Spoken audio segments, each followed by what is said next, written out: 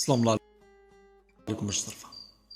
كما العادة قصتي في الحريق، وهذا الجزء السابع. قبل ما غنبدا في الهيت او في القصة ضروري نوضح شي نويطات. صراحة الخوت ماشي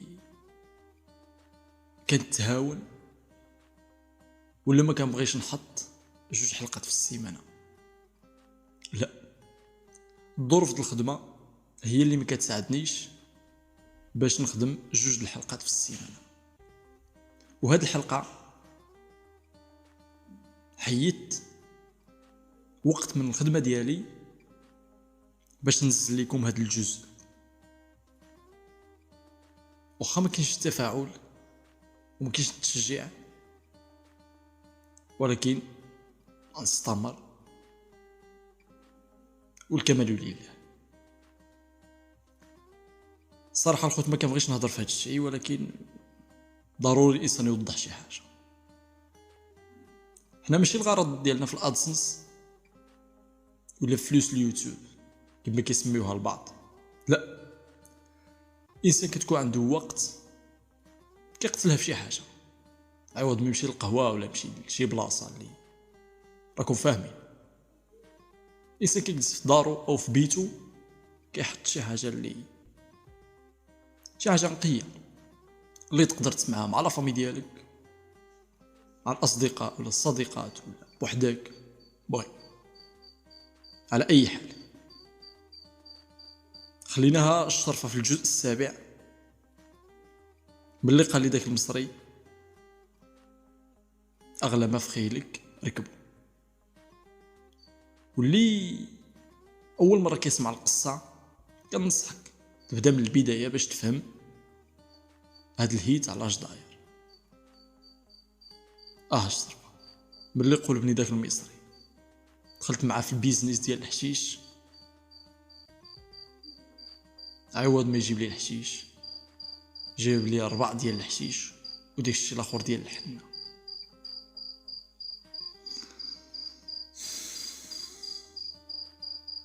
قلت له محمد رجع الفلوس،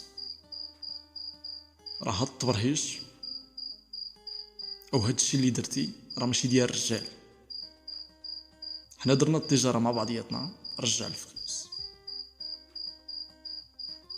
حيت طلعتي شماته، عوض ما تجيب لي الحشيش جبتي لي الحنه. قال لي شوف المروكي اغلى ما في خيلك ركب. قلت له ياك؟ قال لي قلت له صافي. الصراحه الخوت كمتها، ديك الضربه كمتها بمعنى الكلمه، حيت لو كان كنت مع الصديق ديالي راه توقع بزاف ديال الحوايج، وقعوا تصفيه الحسابات، توقع القتيله، تقدر توقع شي كارثه بمعنى الكلمه.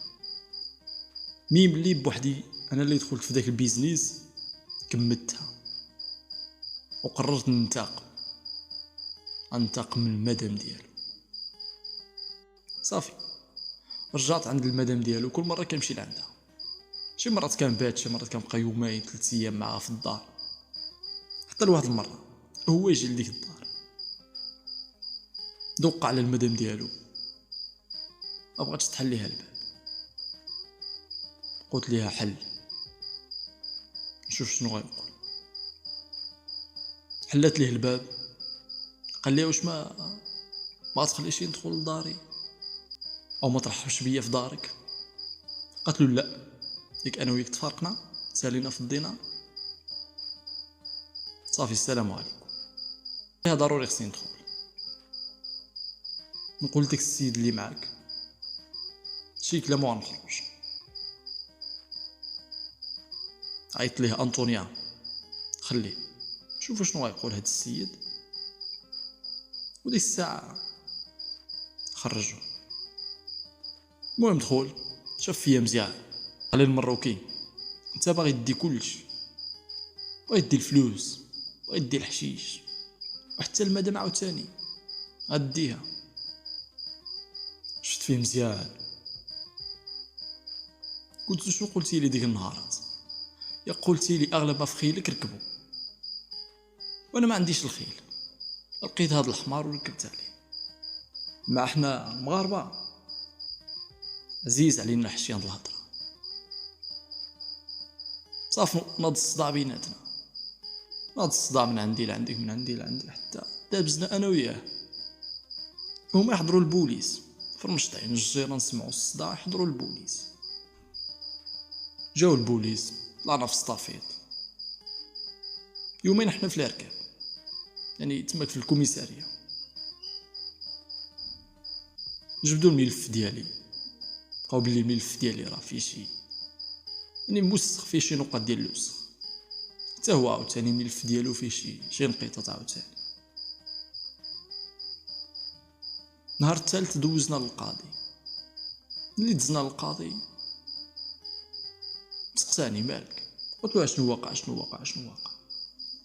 ما بغيتش نجبد ديك القضيه ديال الحشيش، وحتى هو ما يقدرش يجبدها، حيت غنمشيو فيها بجوج بيدنا. المقصود ديالنا او ديك الندابزه اللي دابزنا على قبل ديك البنت وديك السيده او ديك المراه ديال داك المصري. ملي دزنا للقاضي عند المحكمه استدعى الشاهده، يعني استدعى انطونيا. قال لها واش كتعرفي هاد الجوج؟ قالت له هذا اشنو سميتو ها منين وهذا حتى هو هذا ها منين اشنو سميتو. وتماك كاين الحريه وكاين القانون، يعني البنت ملي كتبغي شي واحد كتبغي، ما كتبغيكش صافي. ماشي لا هذه مرتي ولا لا هذا راجلي ولا لا، ما كاينش ديك القضيه عندهم تمام. قال لها تكلم انطونيا، شكون اللي ظالم وشكون اللي مظلوم. قالت له حنا كنا جالسين انا والصديق ديالي حتى هجم علينا هذا المصري.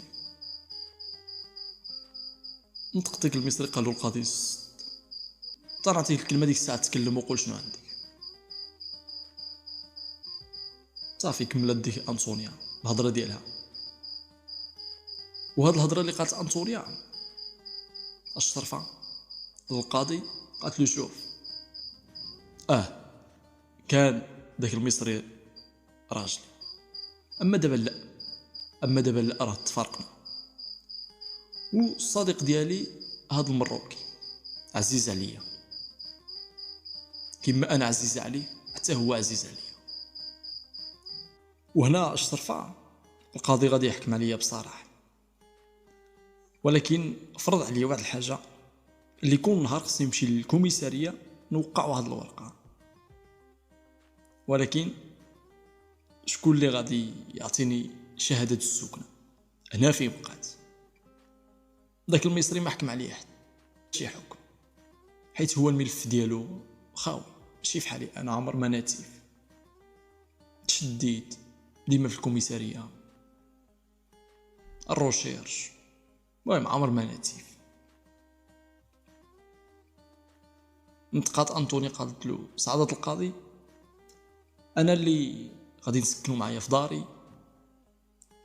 وهاد الورقه اللي غادي يوقع في هاد الكوميساريه نحولها للكوميساريه اللي حدايا حدا داري. قال لها القاضي متفقين، حتى هذا نظر وحتى هذا حل. الا كنتي انت اللي غتسكني في دارك حتى هاد الشيء بسلك ومزيان. داك المصري ما كرهش ديك الارض وكانت تشقات غادي يدخل فيها. علاش انطونيا غتقول هاد الهضره، وعلاش انطونيا هي اللي غتضمنني؟ المده اللي حكم عليا القاضي هي 3 شهور، كل نهار غادي نمشي نوقع ديك الورقه في الكوميساريه الا السبت والحد. صافي بقيت عايش مع انطونيا في الدار، اليوم غدا اليوم غدا اليوم غدا، فحال راجل ومراه، يعني اي حاجه كطيح في بالكم راه بين قوسين كتكون. بقيت هكا عايش معها. قالت لي شوف شنو بان ليك، غادي نهزو قرض كريدي، يعني غنمشيو نعيشو في شي دوله بلا ايطاليا، نتسلفو باش ما يبقاش هاد المصري او هاد الجنس يسمع او يشوف حسنا. قلت لها من بعد حتى تسالي هاد المده ان شاء الله اللي حكم عليا القاضي، ديك الساعه نفكروا في شي حاجه. قالت لي موافق.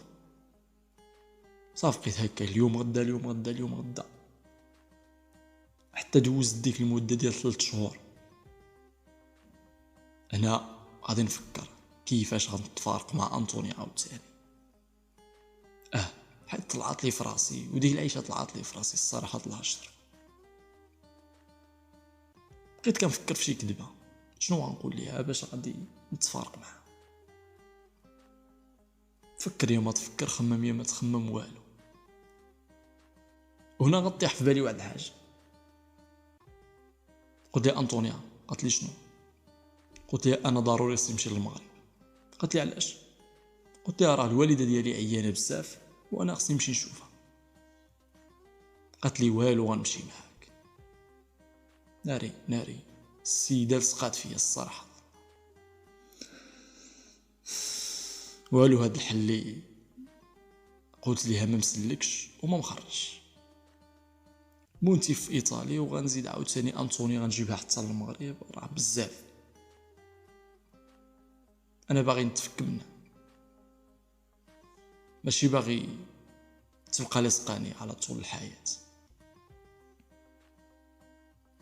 هنا قلت استنى نتصل بساندرو لعل وعسى تكون عنده شي خطه ولا شي فكره اللي ينفعني بها. نزيد التليفون، اتصلت بساندرو قلت له ساندرو تراك صديق وعزيز وغالي، هاد السيده راه لصقات فيا بمعنى الكلمه، ما لقيتش كيفاش غادي نتفك منها. الا عندك شي حل بالي بيا، راني حاير. قال لي شوف راه ساهله. نهار مشيتي عند القاضي انت وداك المصري، شنو قالت انطونيا للقاضي؟ قالت له راه ما بقيتش باغي هاد السيد، صافي غنتفارقوا عادي جدا. وحتى انت هادشي اللي غتقول ليها، تعرض عليها شي عشا رومانسي، تقول ليها شنو كاين شنو كاين شنو كاين. صافي قراني ساندرو شنقول ليها. واحد العشيه قلت لها انطونيا شنو بان لي غنمشيو نتعشاو على برا نبدلو الجو؟ قالت لي مرحبا. قالت لي ولكن فين؟ قلت لها شنو بان لي غنمشيو للبحر نتعشاو تما. قالت لي مرحبا. صافي وصلت العشيه، قصدنا البحر، تعشينا، بقينا جالسين تماك. شفت فيها مزيان، قلت لها شوف انطونيا، انا كذبت عليك في بزاف ديال الحوايج. قالت لي اما هما؟ قلت لها شوف انا راني مزوج وعندي ولادي في المغرب. مزوج وعندي ولادي في المغرب، ودابا ما بقيتش باغيك، بغينا نساليو هاد العيشه اللي عايشين انا وياك، حيت هاد العيشه ما عجبانيش. قالت لي صافي هادشي اللي بغيتي؟ قلت لها هادشي اللي بغيت. شافت فيا مزيان، قالت لي ما كاين حتى مشكل، غنتفارقوا.